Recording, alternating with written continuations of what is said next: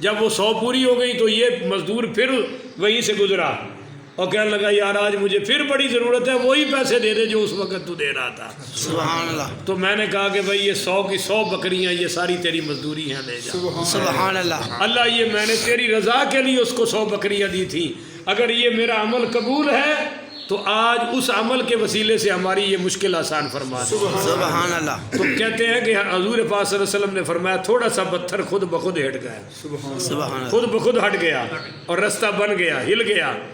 دوسرا کہنے لگا یا اللہ تو جانتا ہے کہ میں بکری کا دودھ دو کے لاتا تھا اور پہلے اپنی ماں کو پلاتا تھا۔ سبحان اللہ۔ کس کو بھائی؟ ماں کو۔ ہاں، اتنے بیوی دے ہاتھے چھاپر دیندے نے، ویکھی بڑھے نو پتہ نہ لگے، اماں نو پتہ نہ لگے، جے لگ جائے تو تھوڑے جے دے دی جان چھڑائی۔ اللہ اللہ اللہ۔ اس نے کہا میں اپنی ماں کو پہلے پلاتا تھا پھر بچوں کو پلاتا تھا، ایک دن میں دودھ لے کے آیا تو میری ماں سو رہی تھی، سبحان اللہ۔ میں پھر ساری رات سرانے کھڑا رہا، میں نے کہا میری ماں پیے گی تو بچے پیئیں گے، اللہ میرے بچے بھوکے تھے پر میں نے پرواہ نہیں کی، اگر وہ میری نیکی قبول ہے تو اس کی وجہ سے میں ہماری یہ مشکل آسان فرما دے۔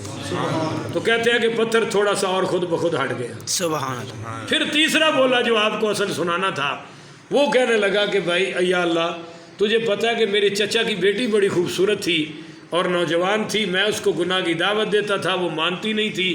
ایک رات اچانک اس کی ماں کی طبیعت خراب ہوئی، اس کو پیسوں کی بڑی سخت ضرورت پڑی، تو میں نے اس سے کہا پیسے تو تو ڈبل لے لے پر میری خواہش پوری کر۔ اس نے وعدہ کیا کہ ٹھیک ہے تو پیسے دے دے، میں کل آ جاؤں گی۔ وہ پیسے لے گئی، کل آ گئی۔ این جب میں اس کے قریب ہوا تو آخری مرتبہ اس نے مجھے رو کر کہا کہ اتق اللہ، اللہ سے ڈر، یہ تیرا حق نہیں ہے، اس کا حق ہے جو میرے ساتھ شادی کرے گا۔ تو یا اللہ جب اس نے تیرا نام لیا تو میں واقعی ڈر گیا، سبحان اللہ۔ میں پیچھے ہٹ گیا اور میں نے کہا تو آج کے بعد میری بہنوں کی طرح بہن ہے اور وہ پیسے بھی میں تجھے تحفہ دیتا ہوں واپس سے نہیں لوں گا اور تو یہاں سے چلی جا۔ تو یا اللہ اگر یہ میری یہ نیکی قبول ہے تو آج اس کی وجہ سے ہماری یہ مدد فرما دے۔ تو حدیث میں آتا ہے پھر سارا پتھر خود بخود ہٹ گیا۔ سبحان اللہ۔ تو ہم گناہ سے بچ جائیں، اپنے آپ کو گناہ سے بچا لیں، یہ بہت بڑا مقام ہے، اللہ تعالی ہم سب کو عطا فرمائے۔ تو یہ خطاب ہوتا ہے جی نفس مطمئنہ، بولیے یا ایتھا النفس المطمئنہ، اے نفس مطمئنہ۔ یہ خطاب کب ہوتا ہے؟ حضرت عبادہ بن صامت پڑھیے رضی اللہ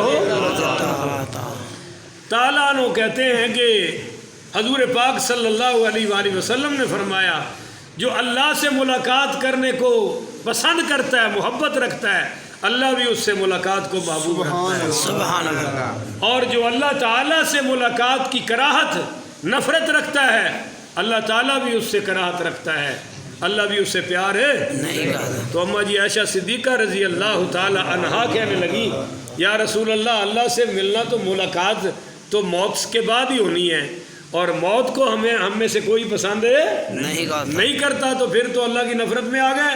تو آپ نے فرمایا نہیں عائشہ، اصل بات یہ ہے کہ جب کوئی مرنے لگتا ہے تو مرتے وقت نیک آدمی کو اس کا جنت کا مقام بتایا جاتا ہے، سبحان اللہ۔ دکھایا جاتا ہے۔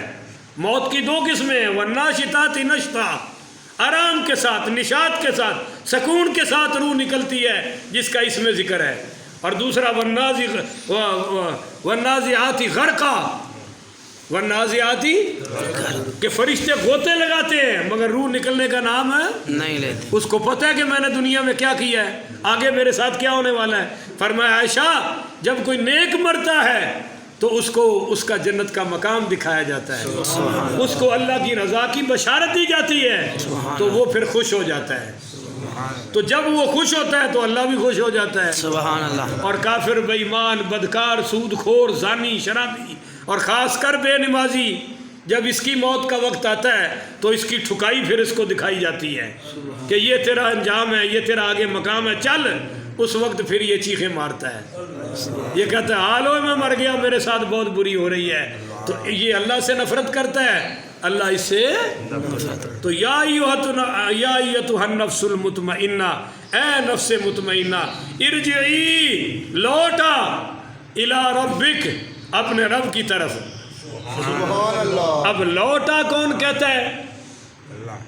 اللہ نہیں نہیں نہیں نہیں، لوٹ